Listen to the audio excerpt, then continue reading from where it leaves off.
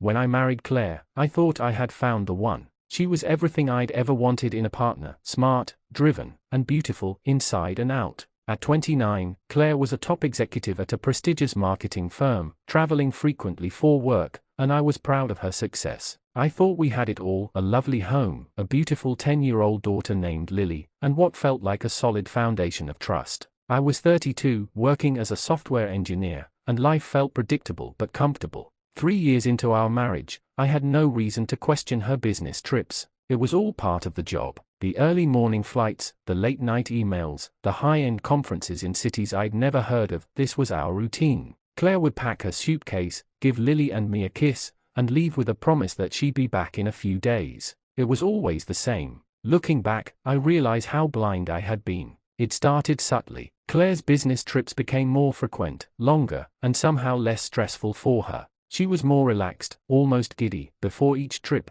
as if she was looking forward to them in ways she hadn't before. But I ignored it. I trusted her. I believed in us, in the life we'd built together. After all, she was the mother of my daughter, my wife, my partner in everything, or so I thought. Then there were the calls. They'd always been brief, just quick check-ins while she was at the hotel or between meetings. But recently, they started feeling distant. Her voice wasn't the same. There was a strange edge to it, like she wasn't entirely there. I brushed it off as work stress, assuming she was exhausted from all the travel and high-stakes meetings. She'd reassure me that everything was fine, that she'd be home soon and we'd spend some quality time as a family. I wanted to believe her. But one day, things changed. Claire had just returned from one of her business trips, this one supposedly to Chicago. It was a Saturday afternoon, and Lily was at a friend's house. Claire seemed unusually distant, not her usual self after a trip. She barely made eye contact and avoided any real conversation. I chalked it up to exhaustion, but something gnawed at me. There was a tension between us that hadn't been there before. That night, after Claire went to bed, I was putting away some of the clothes from her suitcase.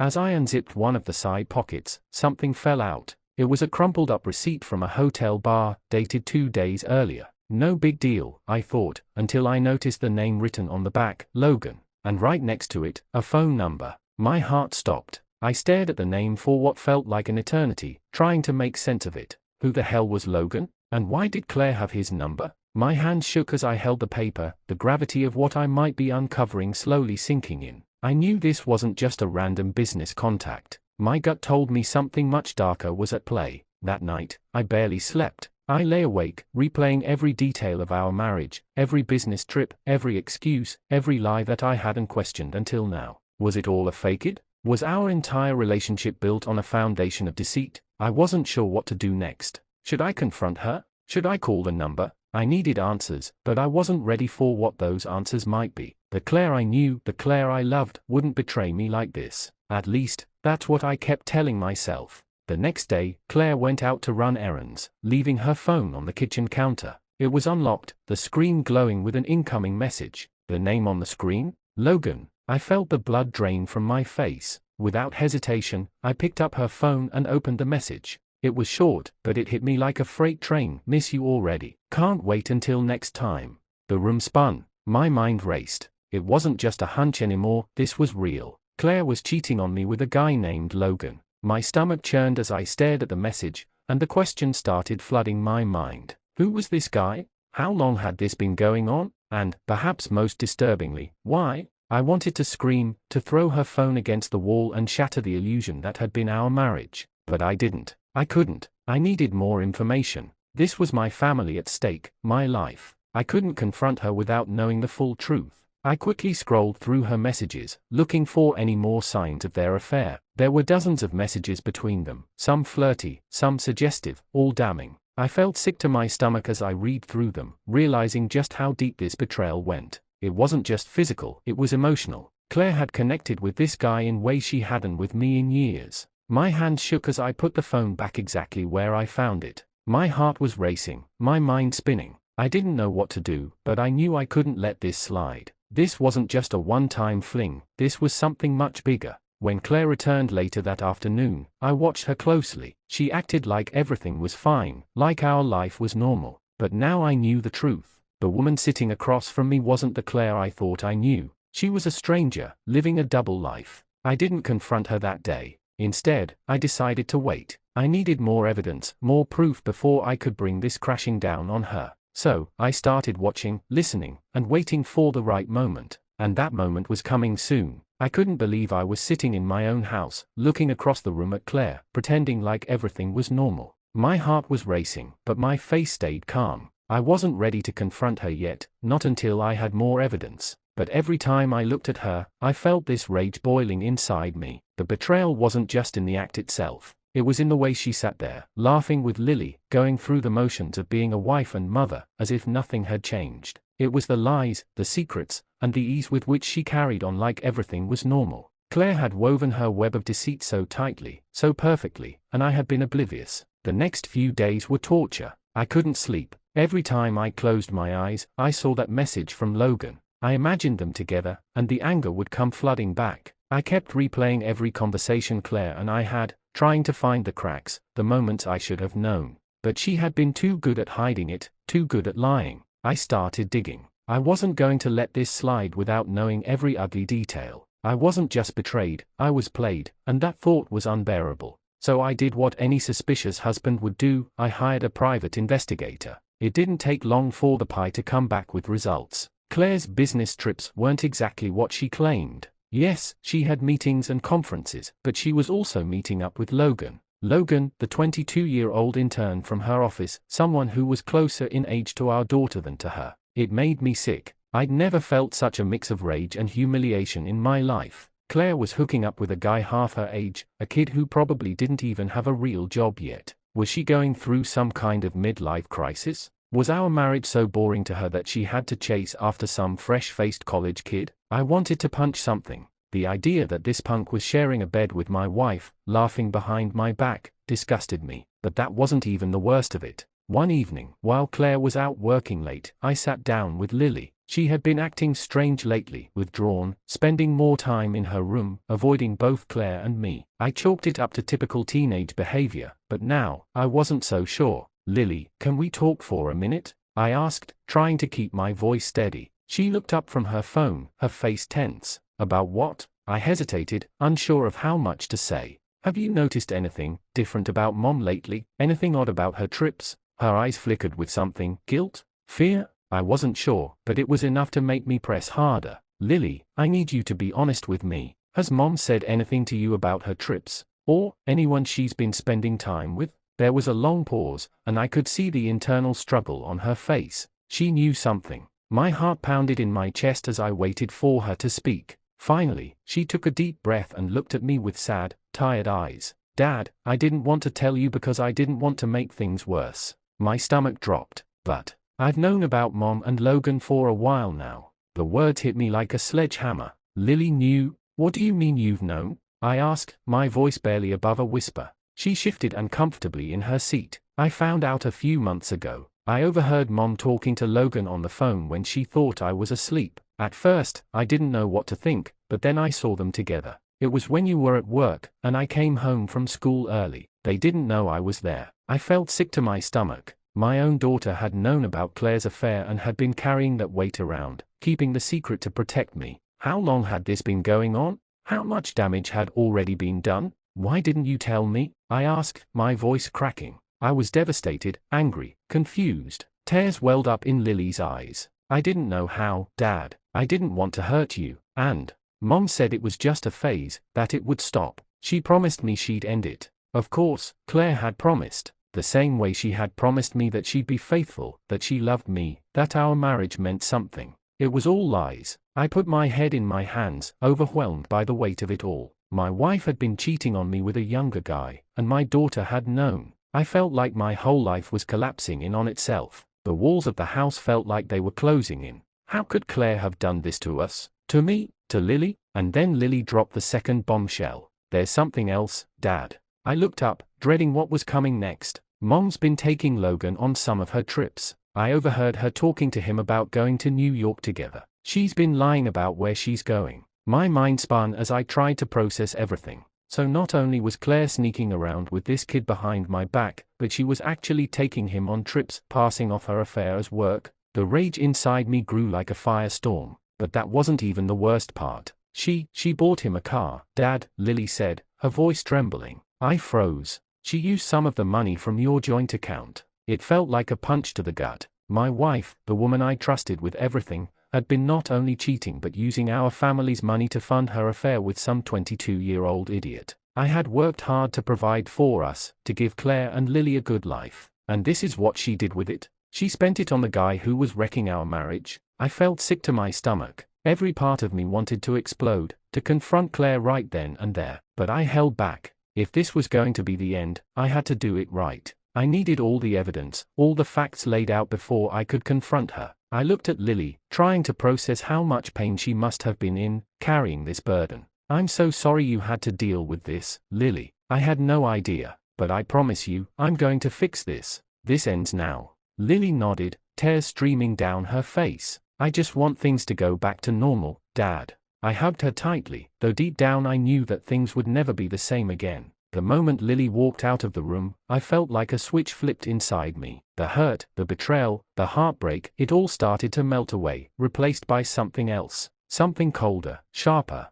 Revenge. I'd spent the last few weeks in a spiral of confusion, pain, and anger, but now I had clarity. I wasn't just going to confront Claire. I wasn't going to let her walk away from this easily, pleading with some pathetic apology. No, I was going to destroy her. As I sat in the quiet of the living room, the weight of what had happened pressed on my chest, but my mind was focused. I thought about every moment of our relationship, the good, the bad, the little signs I had missed. I realized then that I had been too forgiving, too trusting. Claire had taken advantage of that, and now I was paying for it. But that was about to change. She thought she was in control, that she could keep lying and sneaking around without consequences. Claire didn't realize that she had unleashed something in me, something that wouldn't stop until she paid for every single one of her lies. First, I needed to secure more evidence. Sure, I had what the private investigator had gathered, and Lily's testimony was devastating, but I needed concrete proof that Claire was embezzling our money and using it for her boy toy. If she had bought Logan a car with our joint account, there had to be a paper trail. I could use that against her in the divorce.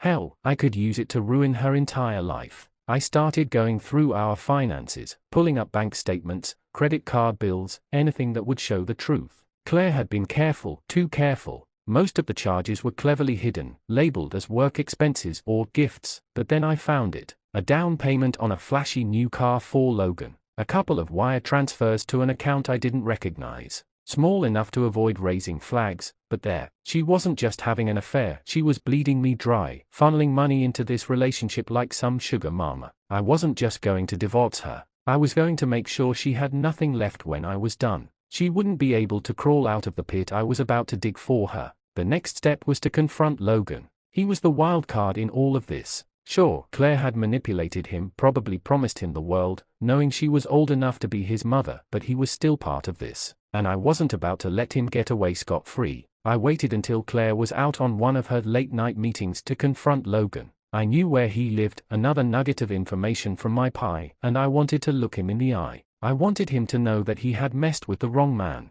The night I decided to visit Logan, I felt calm, almost eerily so. I drove to his shabby apartment on the other side of town, parked my car a few blocks away, and walked up to his building. The place was a dump, peeling paint, trash cans overflowing in the alley, a far cry from the life Claire and I had built together. It made me even angrier that she had lowered herself to this, to him. I knocked on his door, and when he answered, I couldn't help but laugh a little. Logan looked like a scared kid who had just been caught with his hand in the cookie jar. He was tall and lanky, with messy hair and that cocky arrogance of someone who thought they were invincible. Not anymore. Who the hell are you? He asked, trying to act tough, but I could see the nervousness in his eyes. He knew exactly who I was. I'm the man whose life you just tried to ruin, I said, stepping into the doorway, not caring if I was intimidating him. I wanted him to be afraid. Logan took a step back, clearly unsure of what to do. Look, man, I don't know what you're talking about. Don't play dumb with me, I interrupted, my voice low and steady. You've been screwing my wife, taking my money, and ruining my family. I know everything.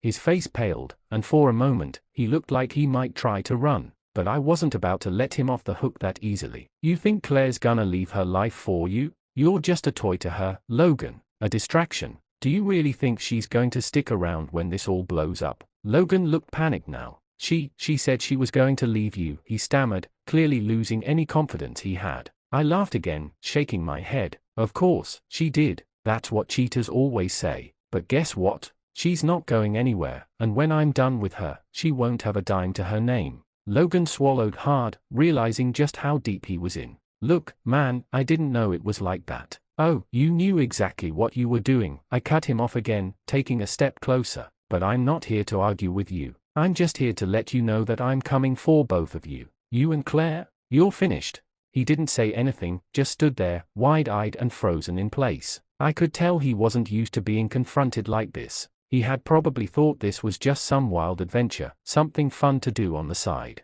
He never considered the consequences. Before I left, I leaned in close and gave him one last warning. "Stay away from my wife. Stay away from my family. If I see you anywhere near them again, I won't be as nice." Logan nodded quickly, and I turned to leave, feeling a rush of satisfaction. He was scared now, and that was exactly what I wanted. As I drove home, I felt a sense of control I hadn't felt in weeks. Logan was out of the picture, but I still had Claire to deal with, and that was going to be the final part of my plan. I wasn't just going to expose her affair, I was going to make sure she was left with nothing. I was going to file for divorce, take full custody of Lily, and make sure Claire's reputation was ruined. I'd send the proof of her affair to her company's HR department, expose the fact that she had been siphoning money from our accounts, and make sure she lost her job. I'd make sure everyone knew the real Claire, not the perfect wife and mother she pretended to be. But I wasn't going to do it in a rage-filled outburst. No, I was going to play this smart. I'd gather all the evidence, let her dig her own grave, and then drop everything on her when she least expected it.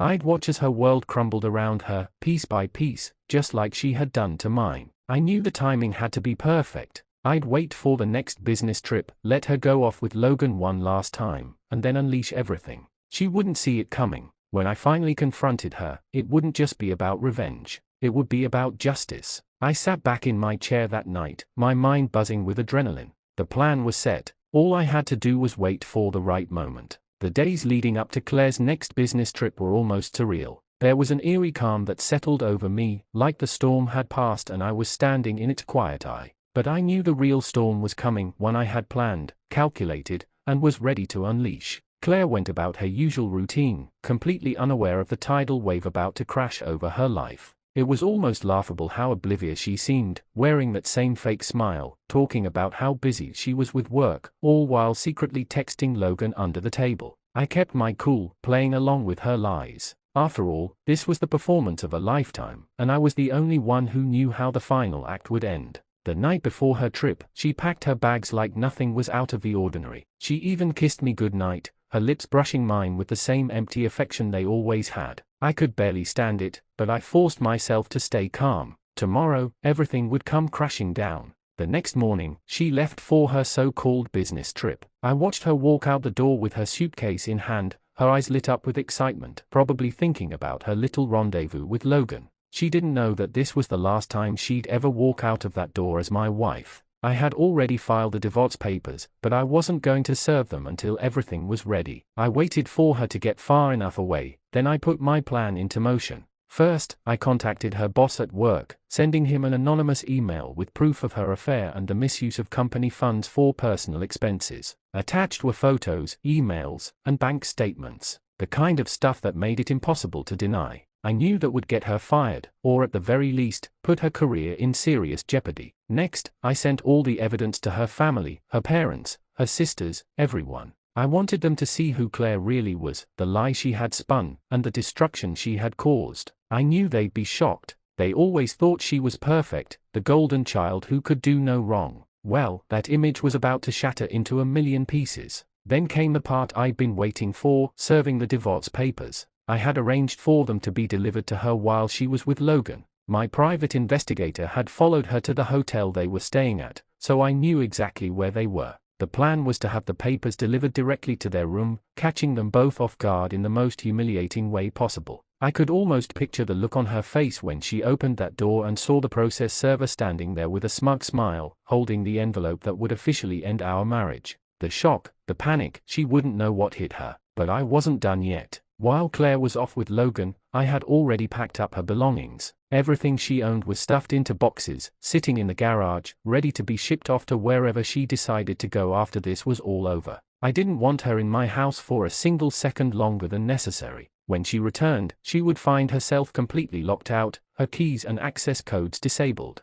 I had already changed the locks and the security system. There would be no homecoming for her. And just to make things more poetic, I had one final touch. Lily, our daughter, deserved to know the truth, at least as much as her young mind could understand. I had talked to a child therapist about how to handle it, and they had helped me prepare. I would tell her that mommy wasn't going to live with us anymore, that she had made some bad choices, and that it wasn't Lily's fault. I wanted to protect her as much as I could, but I also knew that Claire couldn't be allowed to hide behind the facade of being a loving mother, not after what she had done. That evening, I sat back and waited. The hours ticked by slowly, but I knew it was only a matter of time. My phone buzzed, and I saw a text from the process server. Served. You're welcome. I smiled. The first part of the plan had been executed perfectly. It wasn't long before my phone rang, and I saw Claire's name flashing on the screen. I didn't pick up. I wanted her to stew in the panic, to wonder what was going on. She called again, then again. Each time, I ignored it. I could only imagine what was going through her mind. Was she sitting in that hotel room with Logan, trying to figure out how she had been caught? Was she crying, begging for answers? Good. Let her feel the fear. I finally picked up her call after the 5th attempt. Her voice was shaky, panicked. What the hell is going on, Michael? I kept my voice calm, almost too calm. I think you know exactly what's going on, Claire. I just got served divorce papers at my work trip. Are you serious? You're divorcing me? I chuckled, the sound cold and mocking. Business trip, huh? Do you really think I don't know about Logan? About everything? There was a long pause on the other end. I could hear her trying to catch her breath, her mind racing. Michael, please, let's talk about this. We can work it out. I'm sorry. I made a mistake. A mistake? I interrupted, my voice sharp now. You've been screwing some kid half your age behind my back 4 months, and you have the nerve to call it a mistake. You don't get to weasel your way out of this, Claire. It's over. She started to cry, the kind of desperate sobs I had never heard from her before. Please, Michael, I'll do anything. I'll leave Logan. I'll fix it. We can go to counseling, whatever you want. Just don't leave me. Don't take Lily away from me. Her words hit a nerve, but not in the way she expected. You think I'm going to let you anywhere near our daughter after what you've done? She deserves better than to have a mother who lies, cheats, and manipulates. She's staying with me. Claire's sobbing grew louder, but I didn't care. The guilt, the remorse, none of it felt real to me. It was all too little, too late. I'll fight you in court, she threatened weakly, her voice cracking. Good luck with that, I said, my tone icy. You think any judge is going to side with you after what I've got on you? You've been using our joint account to fund your little fling, stealing from your own family. You're done, Claire. There was silence on the other end, and I could almost feel her world crumbling around her. She knew I was right. She didn't stand a chance. I'll be sending your stuff to whatever dump you're staying at with Logan. You're locked out of the house. Don't bother coming back. Michael, please, she begged one last time, her voice barely a whisper now, broken and defeated. But I was done. I hung up the phone, and as I sat there in the silence, I felt a strange sense of peace wash over me. For the first time in weeks, I wasn't angry, I wasn't hurt, I was free. Claire had betrayed me in the worst way possible, but now she was just a memory, a lesson learned, and a cautionary tale of what happens when you think you can destroy someone's life without consequence. As for Logan, he wasn't worth another thought. He had been a pawn in Claire's game, and now that the game was over, he would be discarded like the meaningless piece he was. The next morning, I looked at Lily as she played in the living room, her innocence untouched by the chaos that had just unfolded. I promised myself that I would never let her be hurt like this. Not by me, not by anyone. And as for Claire, she could spend the rest of her life regretting what she'd done. But she was dead to me now. They all were. It's been 6 months since that last call, since the final tearful plea from Claire as her world fell apart. I thought it would feel different, more satisfying.